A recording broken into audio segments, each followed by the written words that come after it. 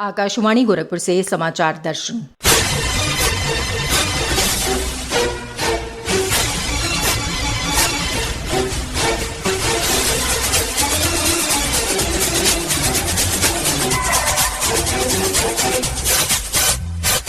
इस अंक में कोरोना संक्रमित मरीजों में ब्लैक फंगस बीमारी, बचाव और उपचार।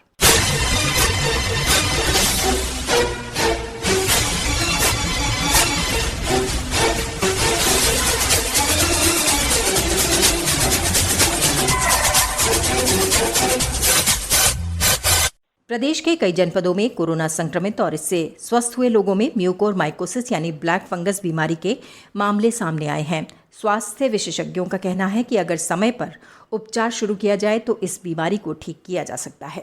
हमारे संवाददाता आदित्य शुक्ला ने ब्लैक फंगस बीमारी के बारे में विज्ञान संचालक सुशील द्विवेदी से बातचीत की। आइए इसे सुनते हैं।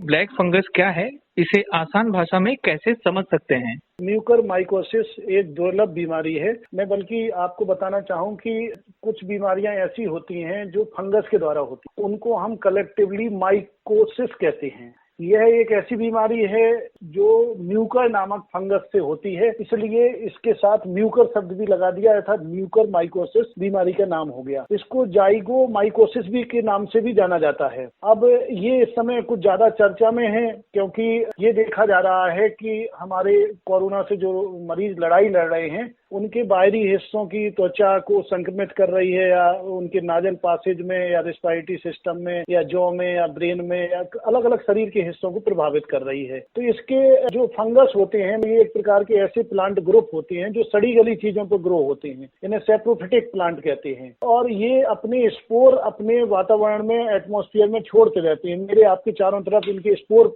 पाए जाते हैं। लेकिन हमने देखा होगा कि बरसात के समय में या गर्मियों से जैसे ही बरसात इंटर होती है, मतलब जून जुलाई के समय जब ह्यूमिडिटी ज्यादा होती है तो इसके फंगस जर्मिनेट होना शुरू कर देते हैं। उस दौरान हमने अक्सर आप और हम लोगों ने महसूस किया होगा कि हम लोगों को आमतौर पे स्किन संबंधी या त्वचा संबंधी इन्फेक्शन या फिर कान में मिडिल ईयर इन्फेक्शन हुआ या एस्परजिलोसिस, इस प्रकार की बीमारियां देखी जाती थी। लेकिन इसके जो म्यूकोरमाइकोसिस के इसके बहुत कम केसेस आते थे। लेकिन इस समय चूंकि स्थितियां अलग हैं और कोरोना से लोगों की जो लड़ाई हो रही है उस दौरान उनकी थोड़ी सी इम्यूनिटी वीक हो रही है, इस कारण इस फंगस के जो स्रोत हैं, जो धूल हुआ, पशु का गोबर हुआ या सब्जियां हुई, सड़ी हुई सब्जियां हुई, ऐसी जगह ये जो म्यूकोरमाइकोसिस फंगस होता है इसके जो स्पोर्स होते हैं ये गीली सतह पर जैसे खाद, सड़े हुए फल ऐसी जगह पाए जाते हैं, तो ये वहाँ उसके स्रोत हैं। और जब ये हवा में आते हैं और इनको कोई ऐसा व्यक्ति मिलता है जो इम्यूनो कम्प्रोमाइज है, उसकी इम्यूनिटी कम है, तो वो इनके फफूंद के बीजाणु सांस के जरिए हमारे फेफड़ों और साइनस में पहुंचकर उन पर असर डालते हैं और हमें और आपको बीमार करते हैं।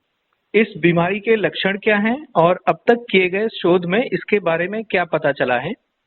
ब्लैक फंगस के लक्षण के बारे में जो बात अभी तक जो सरकार की एडवाइजरी के आधार पर भी आई है और ICMR Indian council of medical research ने जो लक्षण बताए हैं उनमें प्रमुखता जो मरीजों में लक्षण पाया जा रहा है वो सिर में बहुत दर्द होना, उनकी नाक का जाम हो जाना या फिर नाक में इन्फ्लेमेशन होना, राइनाइटिस कंडीशन, नाक की अंदरूनी दीवारों पर सूखापन आना, कई बार नाक पे काली पपड़ी जमने लगना, ऊपर वाले होंठों और गालों का सुन्न होना या फिर आंखों में भी सूजन आना, आंखों का लाल होना, आधे चेहरे का सूज जाना, आंखों से पानी आना, आंखों की जो मूवमेंट होती है हमारी आपकी पलक झपकती रहती हैं। तो ऐसे मरीज जिनमें ब्लैक फंगस या म्यूकोरमाइकोसिस हो जाता है उनकी आंखों का मूवमेंट रुक जाता है। आंखों के नीचे दर्द, जो आंखें जिस ऑर्बिटल में पाई जाती हैं, आई ऑर्बिटल में या उसके आसपास एरिया में दर्द होना, खार आना, अगर इस प्रकार के किसी भी प्रकार के लक्षण जो किसी भी व्यक्ति में देखे जाएं तो वो अपने डॉक्टर से सीधे तुरंत सलाह ले और तुरंत ही दवा का अगर इस्तेमाल करे तो वो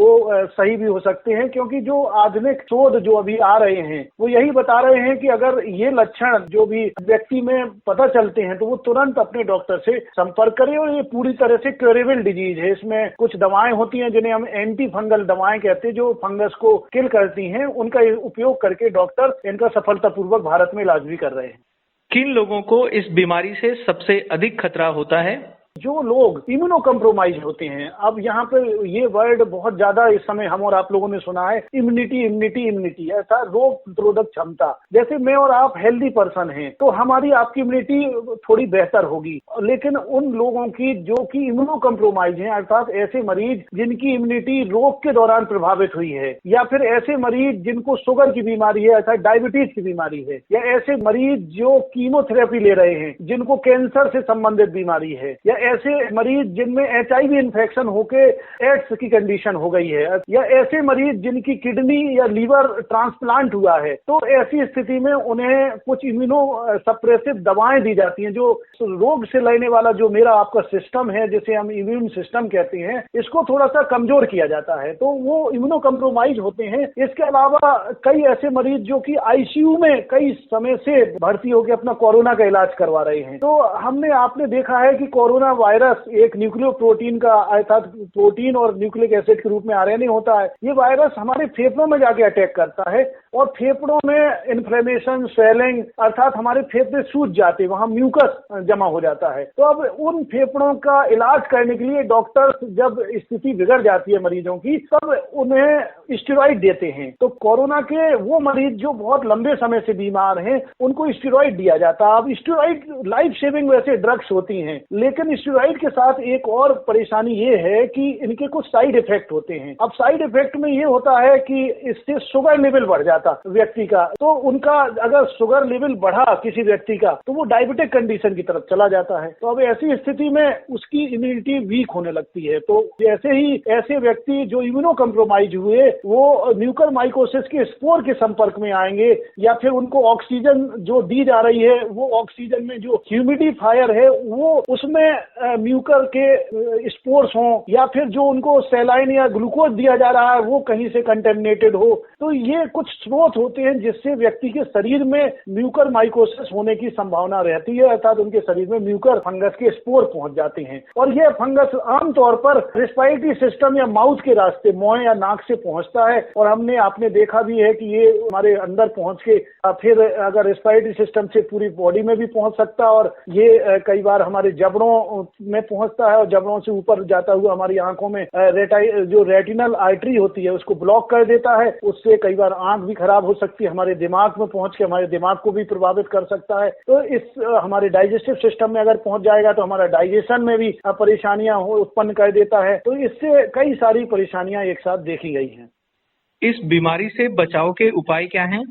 बचाव के उपाय वही हैं, जैसे कि हम और आप लोग इस समय बड़ी ही निगेटिव माहौल में रह रहे हैं, चारों तरफ कोरोना कोरोना कोरोना, और इसकी वजह से अब एक नई परेशानी म्यूकरमाइकोसिस आई हुई है। तो इसमें व्यक्ति चिंता तनाव में बहुत जी रहा है। तो मेरी आपके अपने आकाशवाणी के माध्यम से आज सभी से विनम्र निवेदन है कि चिंता और तनाव को छोड़ दें, क्योंकि चिंता और तनाव आपकी रोग प्रतिरोधक क्षमता को कम करता है। तो आपको चिंता और तनाव नहीं लेना है, शुद्ध आसानी से पचने वाला भोजन करना है, और ताजे मौसमी फलों का भी भोजन करना है। योग, व्यायाम, प्राणायाम ये सब करना है, जो कि हमारे प्राचीन पद्धतियों का एक मुख्य भाग रहे हैं, जिसके द्वारा हम और आप लोग तमाम सालों से इन बीमारियों से लड़ते रहे हैं। अपने आसपास की हवा को साफ शुद्ध रखने का प्रयास करना है। उसके लिए एयर प्यूरिफाइंग पौधे आते हैं, जैसे रबर प्लांट हुआ, मनी प्लांट हुआ, स्पाइडर प्लांट हुआ, स्नेक प्लांट हुआ। ऐसे पौधों को अपने आसपास लगाने की कोशिश करना है, जिससे कि आपके घर के आसपास की हवा साफ रहे, ऑक्सीजन ज्यादा रहे और आपको सकारात्मक माहौल मिले। कब्ज से बचने वाला भोजन करना है, विशेषकर आप चाहें तो मोटे अनाज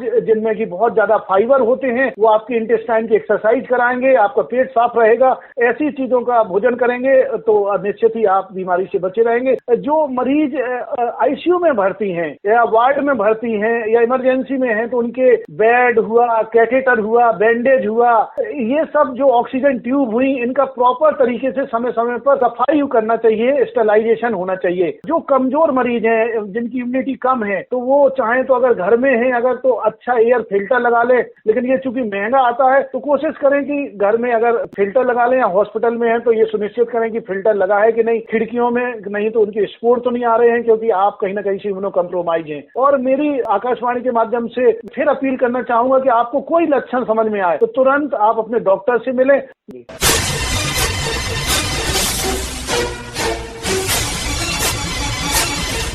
इसी के साथ संपन्न होता है समाचार दर्शन का ये अंक।